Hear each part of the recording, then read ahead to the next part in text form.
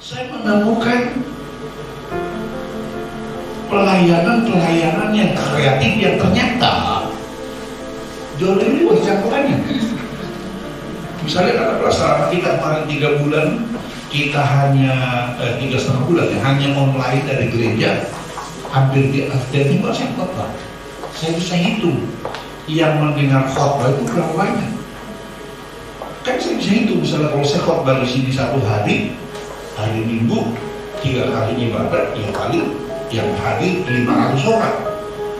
Tapi ketika saya khotbah secara khotbah streaming, saya hitung berapa yang nonton di Facebook, berapa yang nonton di Instagram, bisa 3-4 kali lebih banyak. Kesimpulan saya apa? Kesimpulan saya adalah pandemi ini adalah kesempatan memberitakan Injil lebih luas. Tidak dibatasi oleh tembok gereja, tembok rumah. Kenapa? Karena dari mana-mana orang bisa mendengar khotbah. Saudara perhatikan, jadi ternyata di tengah-tengah situasi yang sangat negatif sekalipun ada hal-hal yang positif, sehingga dengan demikian kita tetap optimis dalam menjalani hidup ini, sehingga kita tidak putus asa menjalani hidup. Amin.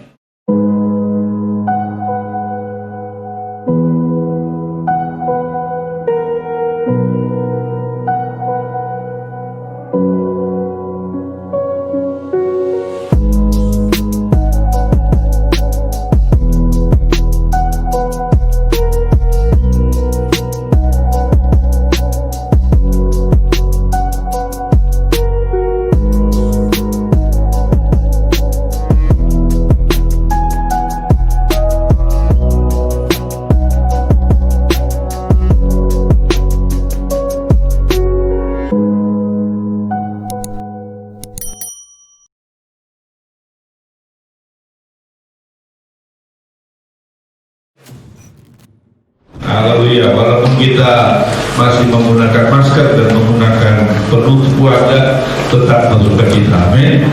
Bilang dulu, saya bersukacita. Bilang sebelah, kamu harus bersukacita ya. Amin. Ya, kita harus bersukacita Bapak Ibu sekalian, karena kita tahu sepertinya kita Allah yang besar. Amin.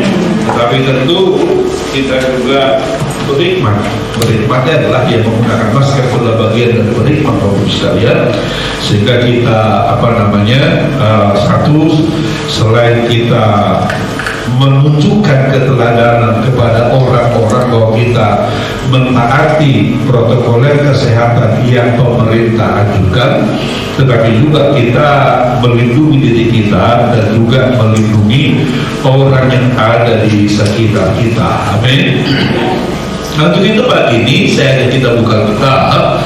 Kita akan baca firman Tuhan yang terdapat dalam Bilangan pasalnya yang ke-13 ayatnya yang ke-27 sampai dengan ayatnya yang ke-31. Bilangan pasalnya yang ke-13 ayat 27 sampai dengan ayat 31. Saya akan bacakan firman di baik kita. Rekan-rekan sekalian bisa melihat di Alkitabnya, di handphonenya, di tabnya, atau juga bisa lihat di screen yang ada di depan. Demikianlah firman Tuhan. Bilangan pasal 13 ayat 27 sampai ayat 21. Saudara, saya mau katakan kepada kita, kadang-kadang kita dalam melihat situasi dan kondisi depan kita seperti dua kelompok berbintai. Ada orang yang selalu melihat dunia ini secara pesimis, sehingga karena cara pandangnya yang pesimis, maka biasanya orang ini tidak berani melangkah. Kenapa? Karena memang pola pikirnya sudah merupakan pola pikir yang pesimis. Nggak mungkin kita bisa menyelesaikan itu.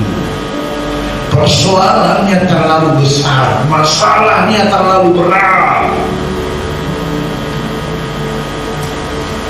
Udahlah, kita di sini aja.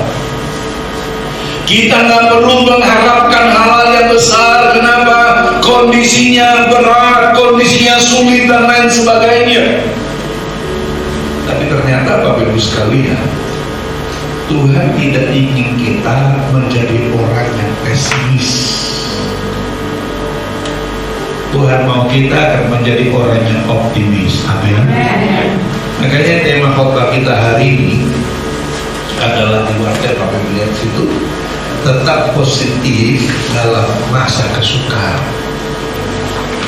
Tetap positif dalam masa kesukaran. Memang sekarang ini kita sedang berada pada sebuah era yang sukar. Nggak ada yang bilang sekarang ini era yang gampang, mudah, nggak ada. Semua orang sekarang berkata ini adalah era yang sukar, era yang sulit.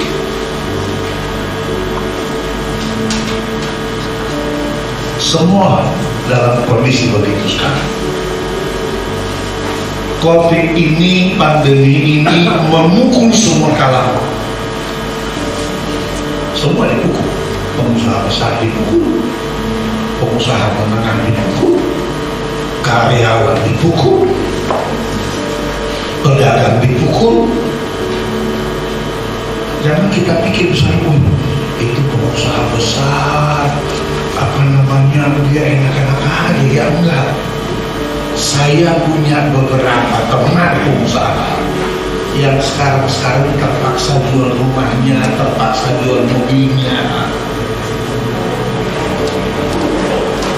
demi menutup operasional cost dari perusahaan. Ini masa yang sulit. Banyak orang sekarang hanya untuk nyambung hidup saja. Sulit. Tetapi apakah masa pandemi ini semuanya serba sulit? Menurut saya banyak juga positifnya. Banyak positifnya. Karena dengan pandemi ini paling tidak kita diajar untuk apa? Mutar otak, cari kreasi baru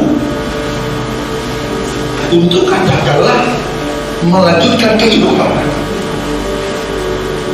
Ini betul pandemi ini betul memukul semua orang, memukul gereja juga, memukul pendeta juga.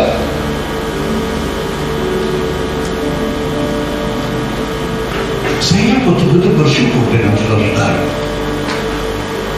Katakanlah ini kan 34 bulan kita nggak ibadah ini kan. Saya betul-betul bersyukur dengan jemaat.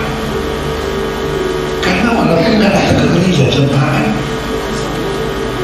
mentransfer perpuluhannya, persembahannya. Saya betul-betul bangga dengan saudara. Kenapa? Ya gereja juga ada kos tetapnya. Nggak mungkin kita bisa bilang ke pemerintah, kan sorry ya, karena lagi dari kebaktian kami nggak bayar listrik. Diputus listrik, diputus air kita, dan lain sebagainya. Tapi semua sama saudara. Tapi banyak gereja yang betul-betul kesulitan luar biasa sekarang ini juga. Saya punya teman, kalau sebut namanya, dia sewa gedung mall 1 bulan 1,3 miliar. 1,3 miliar hanya untuk sewa mall untuk ibadah sebulan. Udah 4 bulan kan ibadah. Kan untuk sewa mall itu kan didapatkan yang persembahan jemaat. Saya kebetulan kenal bingung dari mallnya. Dia cerita kepada saya, pemerintah itu sekarang kesulitan. Kenapa? Ya kan masih banyak 1,3 miliar itu. Nggak bayar, putus kontrak. Nanti pandemi selesai, nggak bisa ibadah dia. Jadi saya mau bilang kepada kita, pandemi ini memukul semua sektor kehidupan. Tapi apakah semuanya serba negatif? Saya bilang sama tidak ada. Minimum, katakanlah bagi saya pendeta, saya menemukan pelayanan yang kreatif yang ternyata jauh lebih luas jangkauannya. Misalnya kata pelaksanaan kita kemarin 3 bulan, kita hanya 3,5 bulan ya, hanya online dari gereja, hampir juga saya khotbah. Saya bisa hitung yang mendengar khotbah itu berapa banyak. Kan saya bisa hitung, misalnya kalau saya khotbah di sini 1 hari, hari Minggu 3 kali ibadah, 3 kali yang hadir 500 orang. Tapi ketika saya khotbah secara khotbah streaming, saya hitung berapa yang nonton di Facebook, berapa yang nonton di Instagram, bisa 3-4 kali lebih banyak. Kesimpulan saya apa? Kesimpulan saya adalah pandemi ini adalah kesempatan memberitakan Injil lebih luas. Tidak dibatasi oleh tembok gereja, tembok rumah. Kenapa? Karena dari mana-mana orang bisa mendengar khotbah. Saudara perhatikan, jadi ternyata di tengah-tengah situasi yang sangat negatif sekalipun ada hal-hal yang positif, sehingga dengan demikian kita tetap optimis dalam menjalani hidup ini, sehingga kita tidak putus asa menjalani hidup. Amin. Tepuk tangan bagi Tuhan. Ini sejak itu saya pikir, wah saya kalau ketemu bikin studio ini, saya bikin studio. Pikiran saya juga begini, nanti kalau saya tua kan, sekarang juga udah tua juga sih. Saya pikir ini, nanti kalau saya sudah tua, lebih tua dari sekarang kata Allah begitu, kan nggak mungkin lagi pergi penginjilan ke kampung-kampung, ke desa-desa, Kalimantan, ke Papua, ke Sulawesi, ke Tanah Batak sana. Kalau ada studio, saya tinggal khotbah dari situ, dipancarkan kemana-mana, seluruh dunia bisa mendengar ini. Itu kreativitas yang kita dapatkan di tengah-tengah kesulitan. Jadi saudara juga mesti begitu. Jangan jangan terus cuma lihat hal-hal yang negatif. Susah ini, berat ini, nggak bisa ini. Harus temukan hal-hal yang positif di luar hal-hal yang negatif ini. Makanya tema kita adalah tetap positif di masa kesukaran. Lihat saja dalam sana Bapak Ibu sekalian, Musa mengirim 2 orang pengintai ke tanah perjanjian, tapi saya katakan tadi, tetapi 10 orang berkata hal yang buruk. Mereka bilang nggak mungkin, mereka bilang nggak bisa. Sisa 2 orang yang menyatakan hal yang baik, yaitu siapa? Yosua dan Kaleb.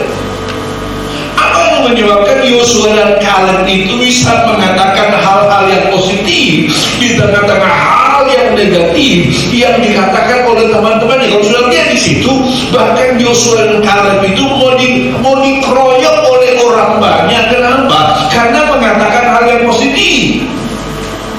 Kalau sudah lihat ayat 32 dan 33, lihat di susunan. Ini adalah kata-kata dari 10 orang pengintai yang pergi bersama-sama dengan Yosua dan Kaleb. Dikatakan seperti ini, juga mereka menyampaikan kepada orang Israel kabar buruk tentang negeri yang diintai mereka dengan berkata, negeri yang telah kami lalui untuk diintai adalah suatu negeri yang memakan penduduknya, dan orang-orang yang kami lihat di sana orang-orang yang tinggi perawakannya. Juga kami lihat di sana orang-orang raksasa, orang enak yang berasal dari orang-orang raksasa di sana. Dan kami lihat diri kami, apa mereka bilang? Seperti belah. Demikian juga mereka melihat, kok dia tahu gitu pendapat orang. Jadi orang yang negatif itu suka gitu.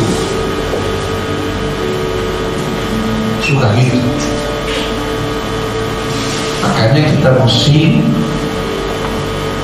change your life, rubah paradigma saudara, bahwa tidak semua buruk dalam dunia. Betul ada yang buruk, tetapi banyak juga yang baik. Amin. Bilang dulu banyak yang baik. Bilang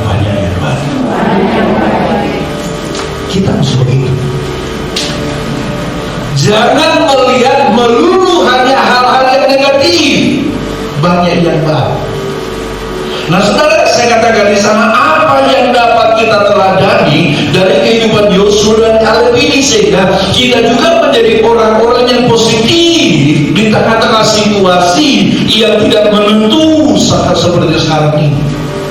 Yang pertama, kita harus memiliki semangat yang menyala. Amin. Bilang dulu, semangat yang menyala. Jadi saudara tidak boleh patah semangat.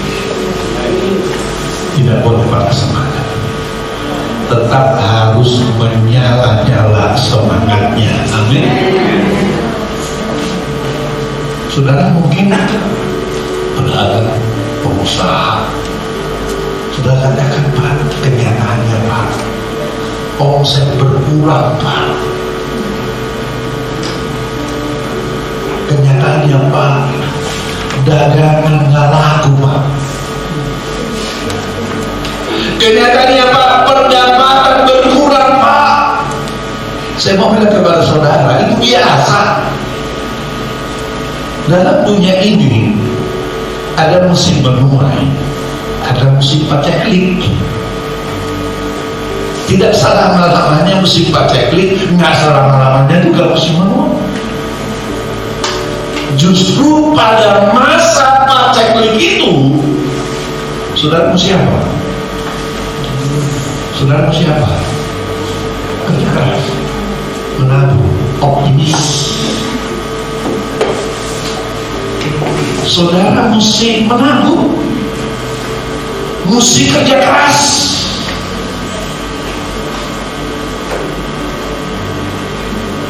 Walaupun ada itu, saya lakukan itu. Lagi sulit-sulitnya kemarin, saya bilang sama anak saya, Krista, ini kedai kopi kita mesti kita gede.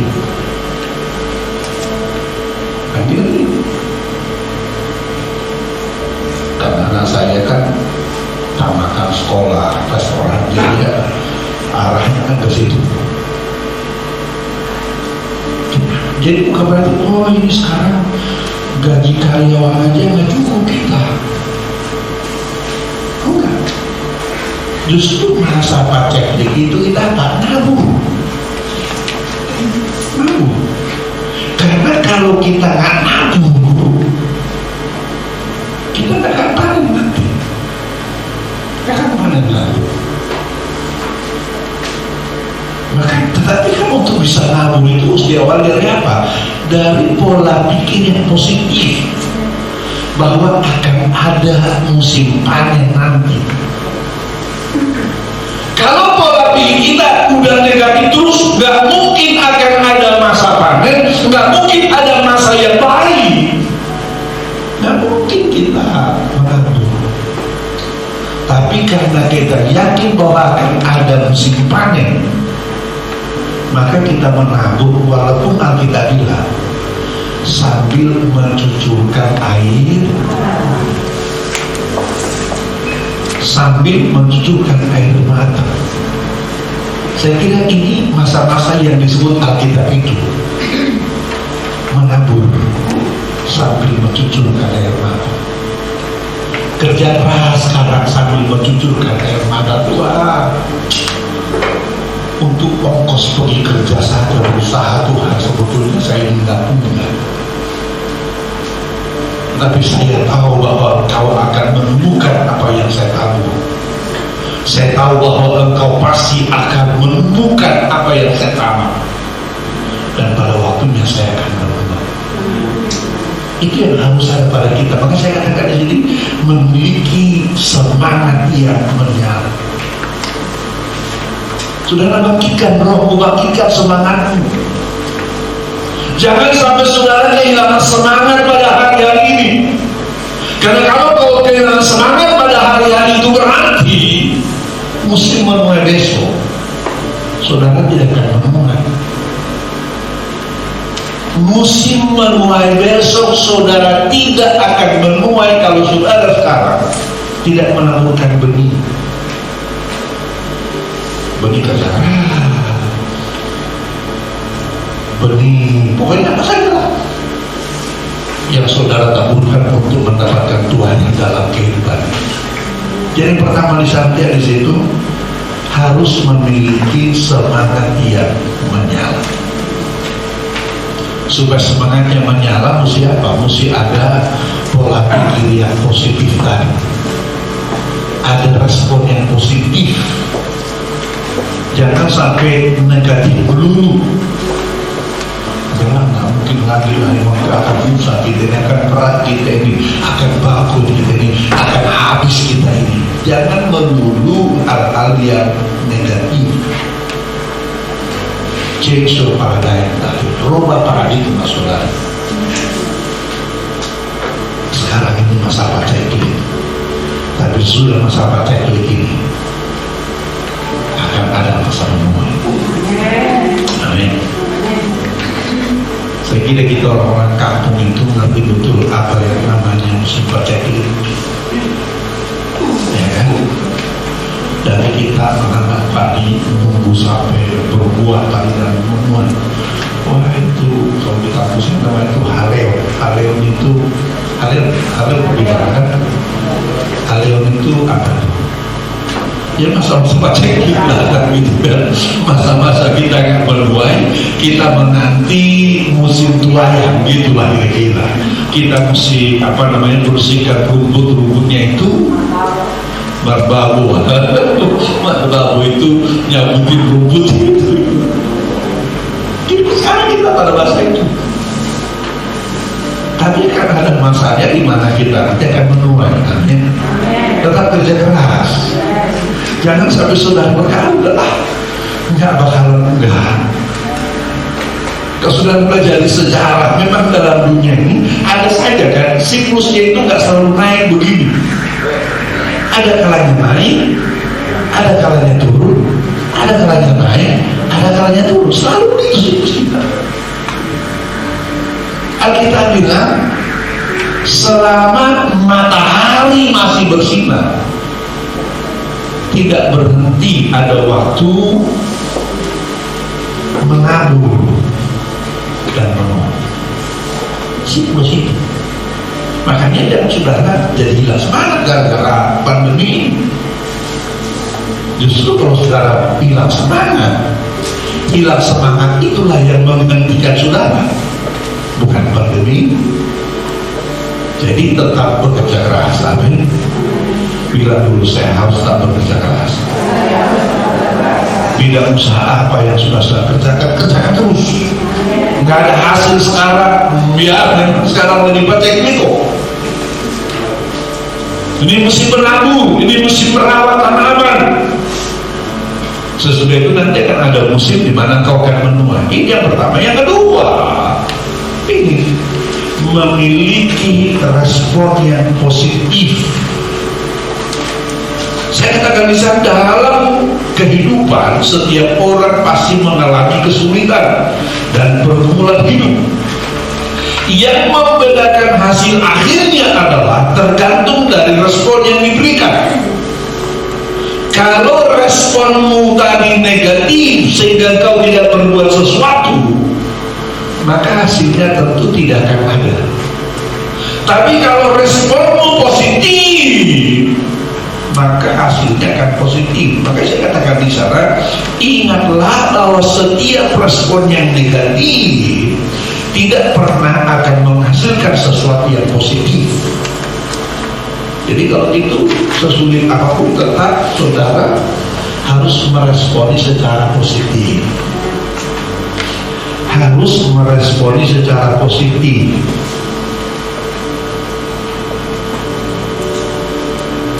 Meresponi positif itu dengan bermacam-macam cara. Katakanlah misalnya sekarang karena keuangan berkurang, saudara apa namanya itu memodifikasi gaya hidup saudara.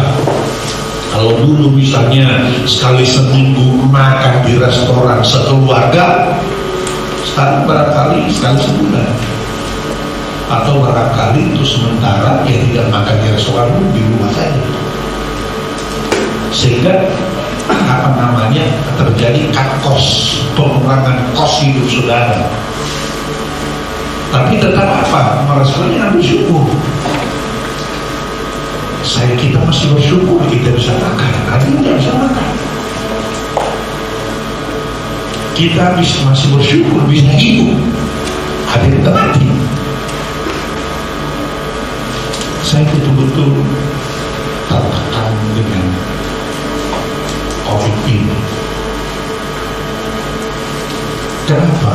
Ada banyak sekali orang-orang yang saya kenal mati. Awal-awal dulu, sampai saya menghindari nonton TV, baca medsos. Karena setiap kali lihat medsos, mati. Dan yang mati saya kenal lagi. Dan saya tahu yang mati ini bukan orang sakit-sakitan. Paling sedikit banyak kan mempengaruhi pola pikir kan. Kapan giliran saya gitu. Apalagi kan kita mengukur diri kan. Apalagi saya sudah punya sakit ini yang konon katanya adalah apa bahasanya itu penunjang. Sebetulnya kayak gini saudara. Sebetulnya orang yang meninggal oleh karena sebab tunggal COVID ini itu katanya cuma 4%. Cuma 4%. Jadi orang yang COVID itu ada 100. Yang meninggal hanya gara-gara COVID saja itu cuma 4. Yang terbanyak meninggal itu justru kalau dia COVID plus ada sakit paru-paru, COVID plus ada diabetes, COVID plus ada jantung dan lain sebagainya. Terbanyak justru di tumpangannya itu. Nah saya hitung paling tidak ada 3 tumpangan itu di sana. Kapan juga saya? Makanya ketika saya bulan April itulah yang karena sakit itu saya tahan 10 hari tidak mau ke rumah sakit walaupun saya sudah demam luar biasa. Karena saya pikir waduh saya begitu sampai ke rumah sakit dibilang COVID tanpa riwayat. Saya doa saja Tuhan, udah demam minum air panas banyak-banyak supaya keringat turun kita gitu kan. Saya sampai saudara nonton nggak video kesaksian saya? Sampai 3 kali saya masuk ke ruang ICU, bukan ICU namanya itu, yang sebelum kita masuk ke UGD. 3 kali itu, kenapa UGD? Karena nggak tahu lagi sesak dan panasnya. Tapi setiap kali dokter UGD sarankan saya masuk ke rumah sakit lebih jauh, saya bilang enggak, saya pulang dulu, saya doa dulu. Saya bilang saya second opinion dulu lah. Sampai yang terakhir itu ketika saya di CT scan, itu dokter dokter saya mitra keluarga yang dari dulu dari saya dokter darah terbang itu. Setelah dia CT scan dia rasa gini, dia bilang begini, apa sebetulnya dengan COVID ini? Hanya sekarang COVID-nya sudah mulai pulih. Karena dibilang paru-paru bapak ini sudah kayak diparut, berarti kayak diparut. Fleknya udah sangat dalam, tapi sudah mengering. Saya bilang, aduh, puji Tuhan.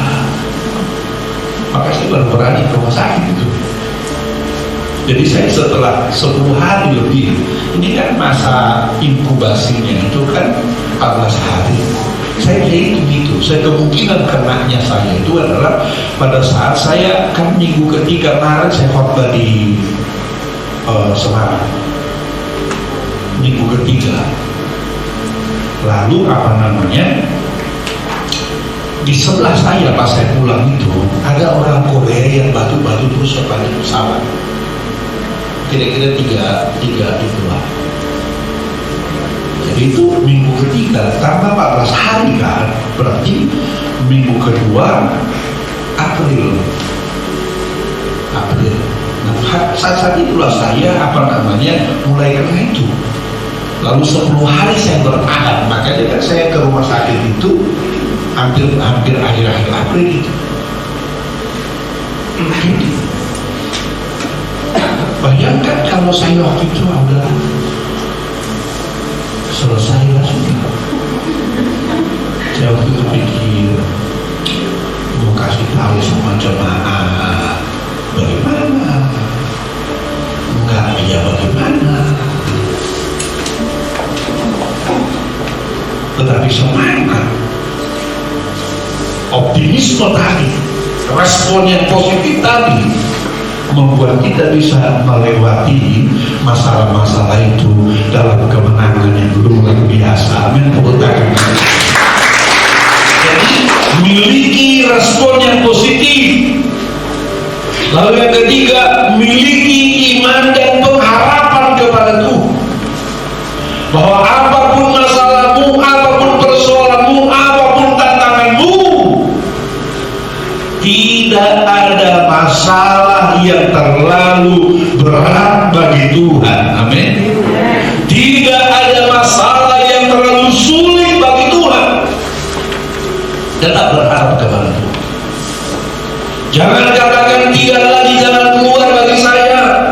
Jangan katakan tidak mungkin lagi. Jangan katakan nggak bisa lagi. Tidak ada masalah yang terlalu berat bagi Tuhan. Makanya saya katakan di sana, rahasia agar kita dapat selalu memiliki respon yang positif saat menghadapi kesulitan adalah dengan memiliki iman dan pengharapan kepada Tuhan. Percaya Tuhan sanggup membela kau, Tuhan sanggup membela saya, Tuhan sanggup membela kita dan memberikan kemenangan serta mujizat bagi setiap kita. Makanya jangan pernah kehilangan pengharapan. Tetap berharap kepada Tuhan. Tetap yakin bahwa Tuhan menolong engkau. Maka Tuhan pasti akan memampukan kita melewati pandemi ini dan kita pasti akan menikmati anugerah kasih dan kebaikan Tuhan. Amin. Saya katakan sana, jika kita sepenuhnya bersandar pada Tuhan, maka kekhawatiran kita tidak akan berlebihan. Waduh, khawatir. Siapa yang bilang tak khawatir? Khawatir, harus berjaga-jaga. Tadi saya waktu datang ke sini, saya datang mobil, melewati mertua lagi olahraga karena di Shalom jam 9. Begitu saya keluar dari mobil, saya buka kaca, dia bilang pakai masker. Oh ya, ada di sini semua ada masker, ada apa semua di sini. Khawatir sih khawatir, tetapi nggak boleh kekhawatiran berlebihan yang menyebabkan kita akhirnya nggak produktif, nggak bekerja keras. Jaga diri satu sisi harus, jangan juga saudara nekat dengan berkata, saya beriman, hantam saja, nggak boleh gitu. Khawatir sih khawatir, tetapi dengan iman, maka kekhawatiran kita dikalahkan oleh iman itu. Kita tetap produktif dan dengan demikian kita menghasilkan hasil yang luar biasa. Amin. Jadi kemudian bahwa ini yang harus kita lakukan. Ini adalah bagian dari tema kita di bulan Juli ini, yaitu berjalan dengan iman. Berjalan dengan iman. Minggu pertama kemarin sudah kita dengar berjalan dengan iman. Kemarin minggu kedua sudah kita dengar khotbah menabung pada masa sukar. Hari ini kita tetap positif dalam masa kesukaran. Dan minggu besok akan kita lebih dalam lagi makna sebuah kesukaran. Apa sih makna dari kesukaran ini? Nggak melulu negatif. Banyak hal yang positif yang kita dapat. Banyak hal yang positif yang kita dapat. Ini semuanya akan membuat kita mengalami masalah begini biasa aja, nggak ada hal yang luar biasa. biasa aja. Waspada harus, berjaga-jaga harus, tetapi ini tidak memberhentikan kehidupan. Kita tetap menabung, tetap bekerja. Pada akhirnya nanti kita akan mendapatkan hasil pada masa-masa pernuaian. Amin. Tepuk tangan bagi Yesus. Demikian firman.